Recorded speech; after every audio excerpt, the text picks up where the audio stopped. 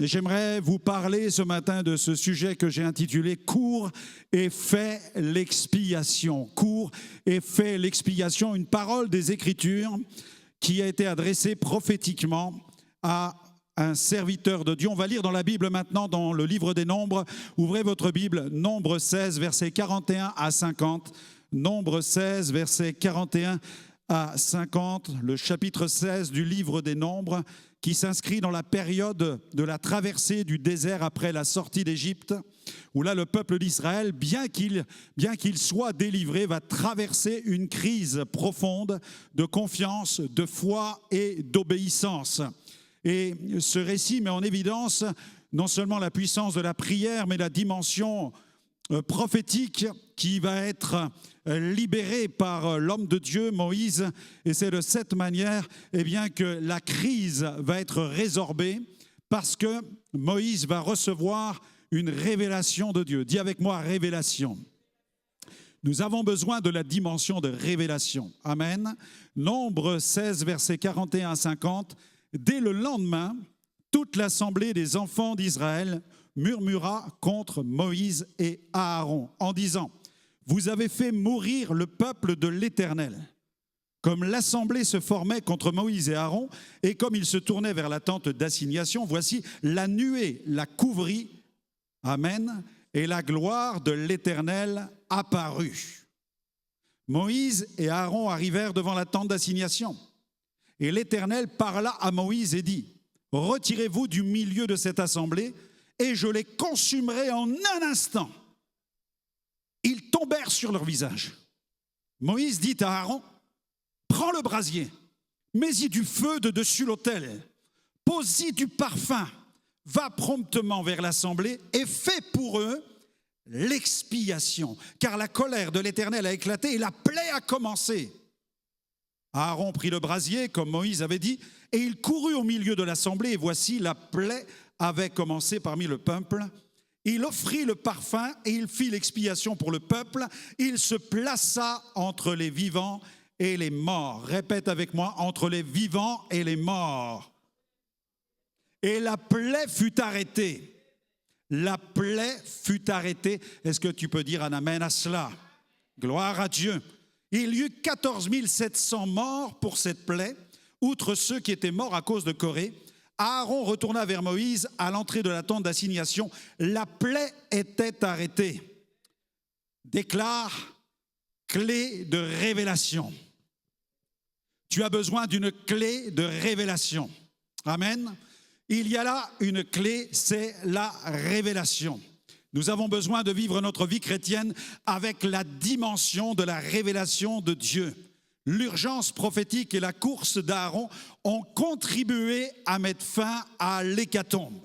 Un chapitre qui révèle une crise majeure, une contestation directe du mode de gouvernance divine qui a établi Moïse et Aaron. Et cet homme nommé Corée va s'y opposer.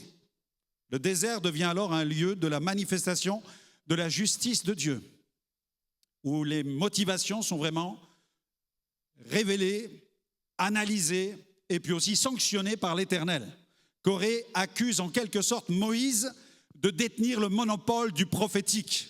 Mais cette accusation n'est qu'un écran de fumée qui cache en fait une profonde frustration que Corée garde au plus profond de son cœur, et nous allons parler de cela ce matin.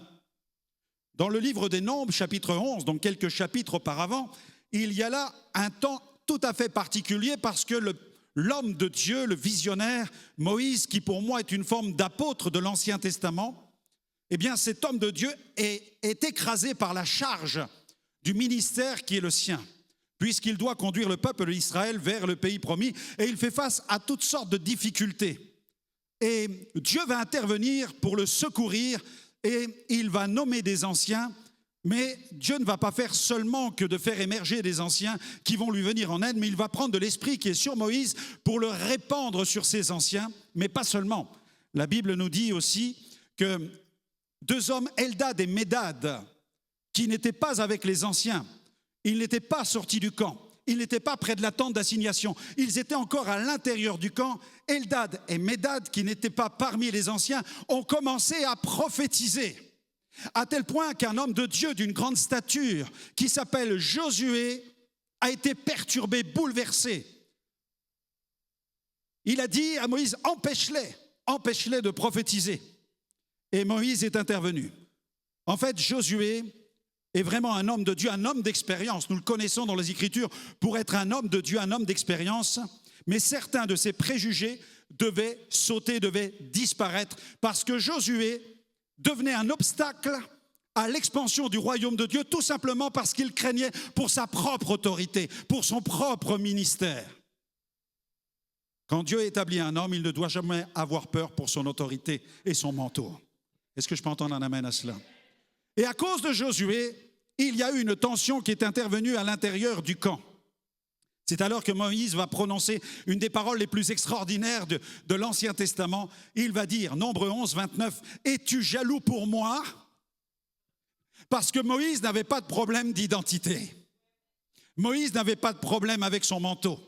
Moïse n'avait pas de problème avec la gouvernance, parce que c'est Dieu qui l'avait appelé à partir d'un buisson ardent sur une terre sainte. Dieu l'a rencontré et Dieu a rencontré un homme qui était brisé. Gloire à Dieu. Ceux qui ont peur pour leur manteau et pour leur onction, ce sont ceux qui n'ont pas encore été brisés. Ils ont peur de perdre leur place, leur poste, leur fonction. Mais lorsque Dieu t'a appelé, quand tu sais d'où tu viens et quand tu sais comment Dieu t'a brisé et transformé, tu n'as plus peur de rien, parce que là où tu es, tu n'as pas volé ta place. C'est Dieu qui t'y a établi. Est-ce que je peux entendre un amen à cela? Gloire à Dieu. Es-tu jaloux pour moi?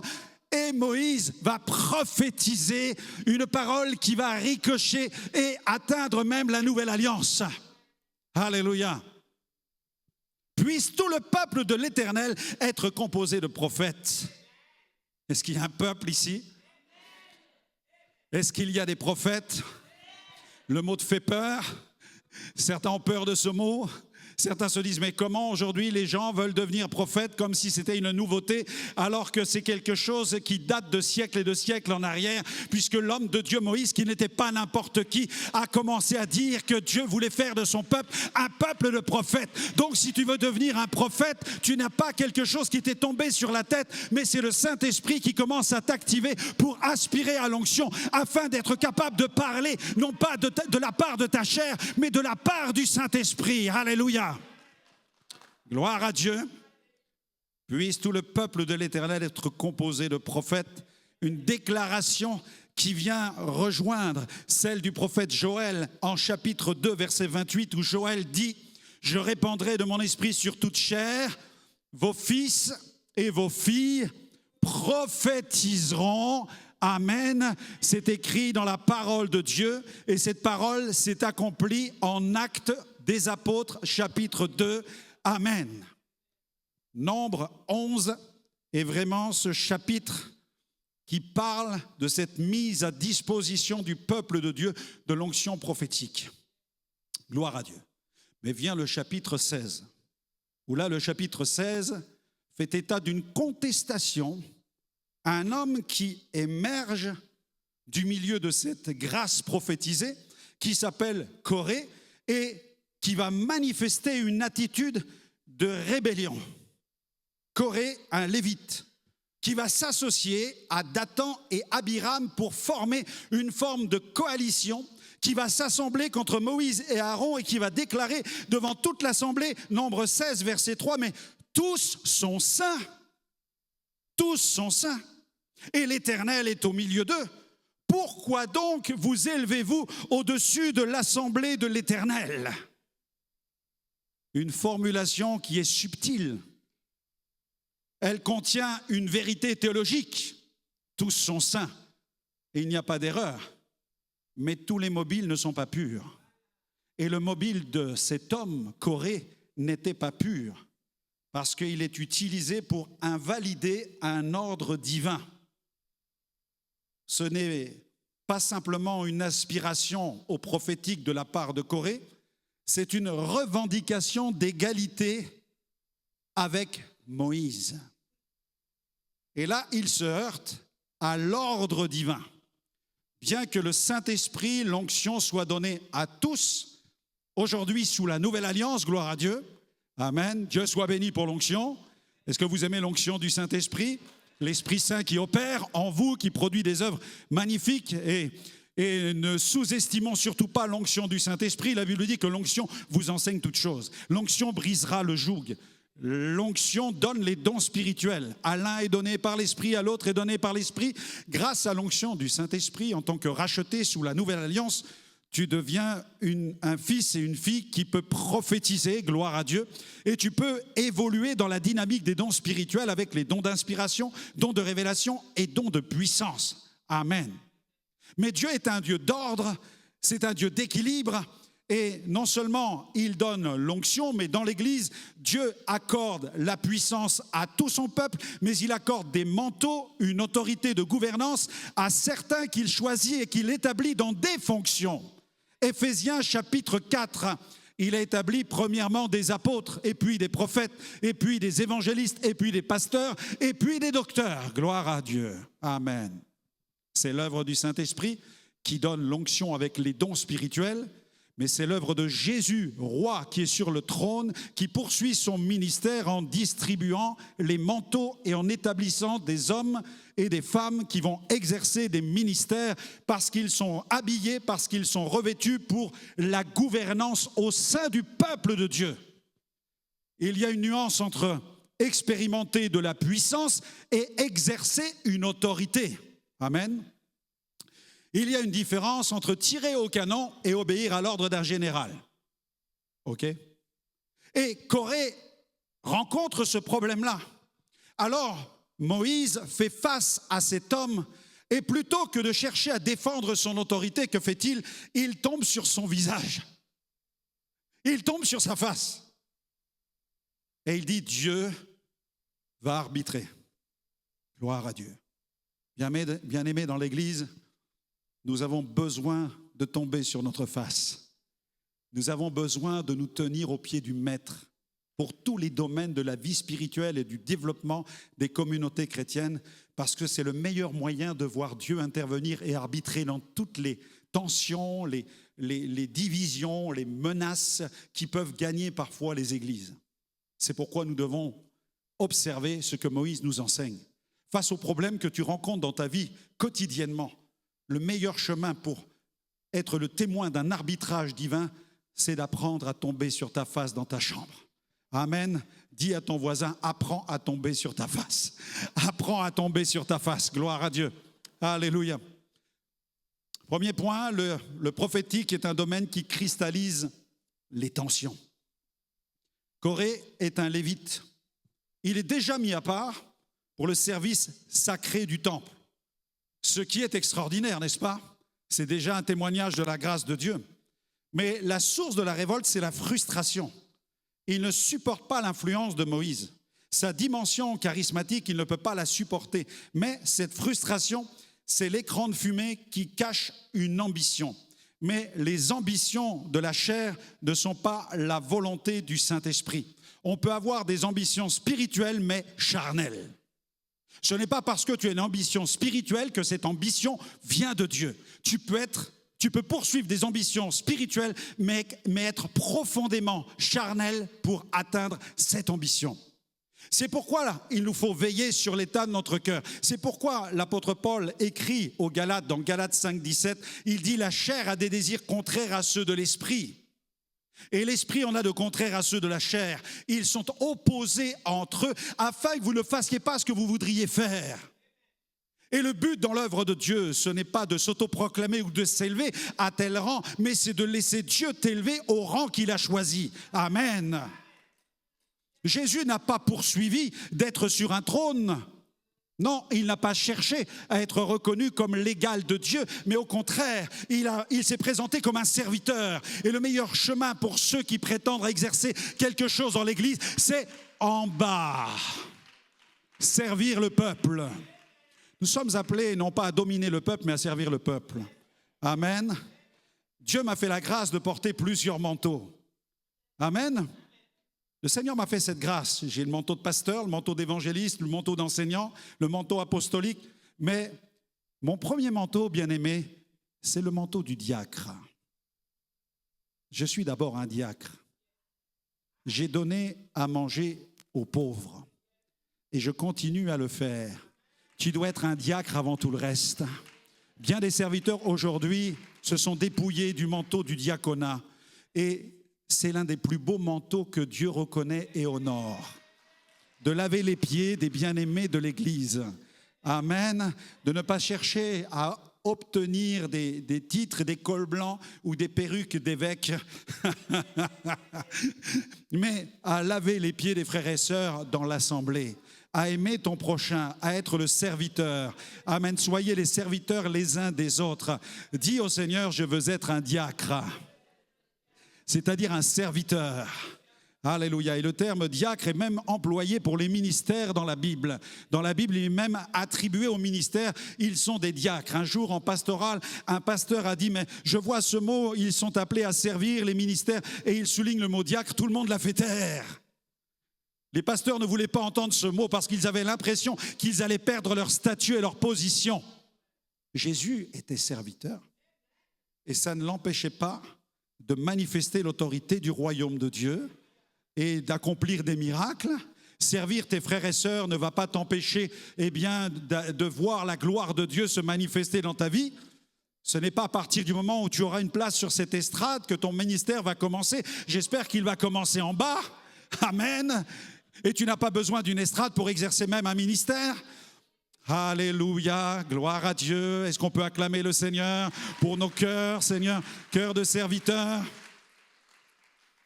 Et Corée dit, mais toute l'assemblée, tous sont saints, et l'Éternel est au milieu d'eux. Pourquoi vous élevez-vous au-dessus de l'assemblée de l'Éternel? Corée est un lévite. Corée est un lévite. Il est issu d'une lignée étroitement liée au service du sanctuaire. Mais derrière cette déclaration se cache de la manipulation. Il cherche à manipuler pour occuper une place. Il ne ment pas lorsqu'il affirme toute l'assemblée est sainte. Cependant, son raisonnement vise à banaliser, voire nier le manteau, la capacité de gouvernance attribuée souverainement par Dieu à Moïse et à Aaron. Quand quelqu'un vous dit, moi j'ai le Saint-Esprit, pasteur, j'ai le Saint-Esprit, donc j'ai tous les dons, j'ai tous les ministères, il n'y a rien de plus faux. Ce n'est pas parce que tu as le Saint-Esprit que tu as tous les dons. Tu as le Saint-Esprit qui choisit d'activer tel ou tel don en toi. Et peut-être a-t-il activé celui de prophétie, mais pas encore celui d'opérer des miracles. Donc tu as bien le Saint-Esprit, mais pas tous les dons. Peut-être as-tu un don, un deuxième don, et la Bible dit, aspire à en posséder abondamment. Amen. Tu peux avoir le Saint-Esprit et des dons spirituels, mais tu dois aspirer à en posséder abondamment. Mais ce n'est pas parce que tu as l'activateur des dons spirituels que tous les dons se manifestent au travers de toi encore. Amen. Et ce n'est pas parce que tu as le Saint-Esprit que tu as tous les manteaux. Parce que les manteaux ne dépendent pas du Saint-Esprit, mais de Jésus qui est sur le trône. Tu pourrais même exercer tous les dons ici-bas sans avoir un seul manteau sur toi. Ça dépend de la souveraineté de Dieu. Il est important d'avoir une vision de l'organisation, la structure, la morphologie de la structure du royaume de Dieu, comment Dieu fonctionne dans l'établissement de ministères. Et je t'invite le jeudi soir à venir écouter le thème que nous abordons actuellement sur la loi des appels, la loi des mandats, la loi des onctions et la loi des manteaux. Parce que Dieu fonctionne selon une mécanique qui est sage. Alléluia. Dieu donne des appels, mais ce n'est pas parce que tu reçois un appel que tu es apôtre. Parce que qu'est-ce qui détermine le fait que quelqu'un soit apôtre? C'est déterminé par, premièrement, l'appel qu'il reçoit, deuxièmement, le mandat qu'il a découvert, troisièmement, l'onction que Dieu lui donne et qui lui permet d'avoir l'autorité pour exercer son mandat. Amen. C'est l'ordre divin, c'est la structure du royaume de Dieu. Et Dieu est bon, Dieu est sage. Alléluia. Peut-être tu ressens une forte onction sur ta vie actuellement et tu as besoin de mettre en pratique le mandat que Dieu t'a donné. Parce que certains viennent en disant, moi j'ai un manteau, mais je dis, mais où sont tes fruits? Pasteur, je suis évangéliste. Combien d'âmes as-tu gagné? Aucune. Ah, puis t'es évangéliste. Ma grand-mère aussi, elle était évangéliste. Tout le monde est évangéliste alors. Tu es peut-être un témoin, mais tu n'es pas forcément évangéliste. Évangéliste, c'est un ministère. Et un ministère ne consiste pas dans un nom, mais en puissance, bien-aimé. Tu es prophète, où sont tes prophéties? Où sont tes visions? Où sont tes songes?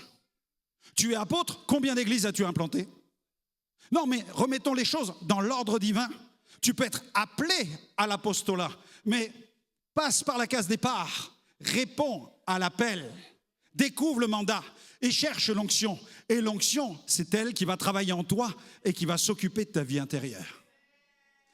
Parce que le caractère a besoin d'être transformé. Aïe, aïe, aïe, aïe, aïe, aïe, aïe, il y a quelqu'un dans la salle ce matin? Amen, amen, amen. Ne mets pas entre les mains d'un gamin de 3 ans une Ferrari ou une Lamborghini que tu viens de sortir du garage. Tu risques de la récupérer en forme de boîte de conserve écrasée sous ton pied. Non, c'est important. C'est important d'être formé par le Saint-Esprit. Et Dieu ne nous revêt pas seulement extérieurement, il veut nous revêtir intérieurement. La Bible dit qu'il veut nous revêtir d'entrailles de miséricorde. Ça veut dire que Dieu s'occupe de l'intérieur. Preuve biblique. Preuve. Dis-moi, preuve. Amen. Ce sont les assises de l'Église aujourd'hui, attention. Preuve. L'apôtre Paul, il reçoit un appel. Où? Sur le chemin de Damas. Dieu lui parle. Je suis Jésus que tu persécutes. Là, c'est l'appel. Ensuite, le mandat. Ananias prie pour lui et il commence à lui dire tout ce qu'il va vivre. Voilà ton mandat. Tu vas être apôtre, tu vas prêcher l'évangile aux nations. Paul part prêcher dans le monde tout de suite. Il y a des lecteurs de la Bible là? Non. L'Arabie, le désert, où là, il reçoit pendant 3 ans la révélation de l'évangile. Amen. Dieu travaille son cœur. Dieu le dépouille de la loi qu'il a formatée. Dieu est obligé de le nettoyer. Et ça prend 3 années de face à face avec Dieu. Toi, tu as combien de face à face avec Dieu? Est-ce que tu pries déjà tous les jours? Aïe, aïe, aïe, aïe, aïe.com. Est-ce que tu viens le jeudi soir à la prière? Ouh, prier, mais moi je suis en prière, pasteur. Vous en avez, ils marchent, vous savez, ils sont en orbite. Vous n'arrivez même plus à les... Non, mais est-ce que tu viens prier avec l'Église? Tu veux servir l'Église, mais es-tu avec l'Église pour prier? Dieu te rencontre là. Comment peux-tu servir l'Église si tu ne pries pas avec l'Église? Je ne connais aucun ministère qui a réussi, qui ne soit pas baigné dans l'intercession sur la muraille pour l'Église. C'est du vent, c'est du vent. Ce sont des idées qui te traversent l'esprit, qui n'auront pas de pouvoir à te transformer. Dieu m'a établi comme apôtre. Je suis là pour te le dire, pour que ta vie soit changée, que tu t'alignes avec le modèle biblique. Tu dois construire le tabernacle selon le modèle de la loi. Tu dois construire ta vie spirituelle selon le modèle du Nouveau Testament, selon le modèle des Actes des Apôtres. Amen. Gloire à Dieu. Métamorphose. Déclare avec moi, métamorphose, transformation, alléluia. Dieu lève des hommes qu'il taille, qu'il affûte pour affronter les puissances diaboliques et non pas à jouer à la prédication ou à jouer à l'église évangélique. Le combat est spirituel, la guerre est spirituelle. L'ennemi se sert des abus spirituels qui sont aujourd'hui source de scandale. Il sème dans le cœur des rachetés le doute. Faut-il se placer sous l'autorité d'un ministère, sous la couverture d'un ministère? Alors aujourd'hui, certains se cherchent plusieurs pères spirituels. Et à force de se recommander de plusieurs pères spirituels, on finit par être orphelin. Arrête de courir les pères spirituels. Tu vas finir orphelin parce qu'on ne peut pas avoir plusieurs pères. Alors il y a une confusion qui attend les fils et les filles qui se comportent de façon illégitime. Dis-moi preuve. 1 Corinthiens 4,15. Car quand vous auriez 10 000 maîtres en Christ, vous n'avez pas cependant plusieurs pères spirituels. Puisque c'est moi qui vous ai engendré en Jésus-Christ par l'Évangile. Si tu es engendré spirituellement dans une église, ne te cherche pas des pères spirituels à l'extérieur. Qui t'a engendré? Qui t'a amené à grandir? Qui t'a amené à te développer? Qui t'a équipé? Qui t'a qualifié? Ne perds pas ton temps. Il y a une énorme séduction aujourd'hui sur Internet qui aspire les gens ici et là sur toutes sortes de réseaux. Et les gens cherchent toutes sortes de maîtres à penser. Et le problème, c'est qu'ils sont tellement distraits qu'ils n'ont plus de vie pour leur Église. Et ils se demandent pourquoi ils piétinent au sein de leur assemblée. Mais c'est important que tu puisses véritablement être établi au sein de ta maison et que la maison te voie et te reconnaisse et qu'elle apprenne à discerner en toi quels sont les dons que tu as reçus de la part du Seigneur. Gloire à Dieu. La vérité est profonde. On ne peut pas être engendré par plusieurs pères. Éphésiens 4, 14, 15. Paul dit, « Ainsi, nous ne serons plus des enfants flottants, emportés à tout vent de doctrine. » Lui, il dit ça sur ça. Lui, il enseigne ça sur ça. Elle dit ça sur ça.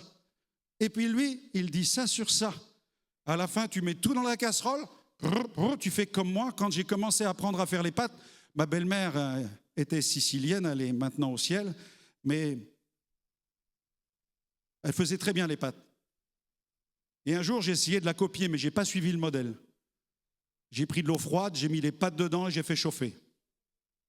J'ai eu l'impression de voir apparaître un cerveau au fond de la casserole. Quand j'ai dit ça à ma belle-mère, toute la famille sicilienne, vraiment, elle s'est mise à rire de moi et on m'a dit non, d'abord tu chauffes l'eau, puis après tu mets les pâtes. Mais commence pas à mettre les pâtes dans l'eau froide et à chauffer ensuite. Ça ne fonctionnera pas comme ça. Avec Dieu, c'est pareil. Avec Dieu, c'est la même chose. Ne sois pas un enfant flottant, emporté à tout vent de doctrine par la tromperie des hommes, par leur ruse dans les moyens de séduction, mais en professant la vérité dans l'amour, nous croîtrons à tous égards en celui qui est le chef, c'est-à-dire le Christ.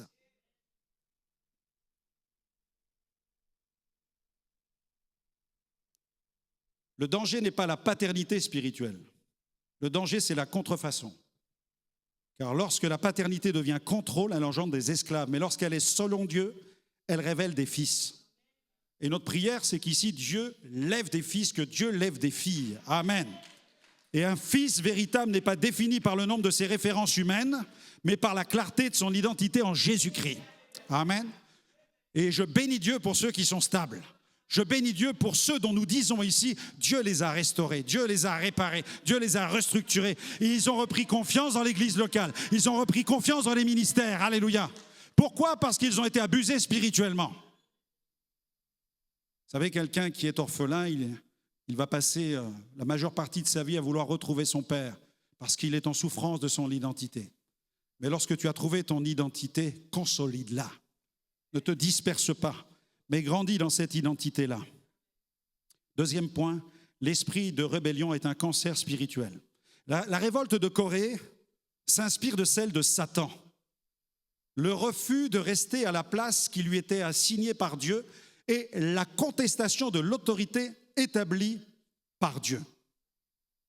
Satan n'était pas un archange comme souvent on le dit. Satan était tout d'abord un chérubin. Sa fonction, c'était les chérubins avaient le rôle de garder, d'être les gardiens du trône.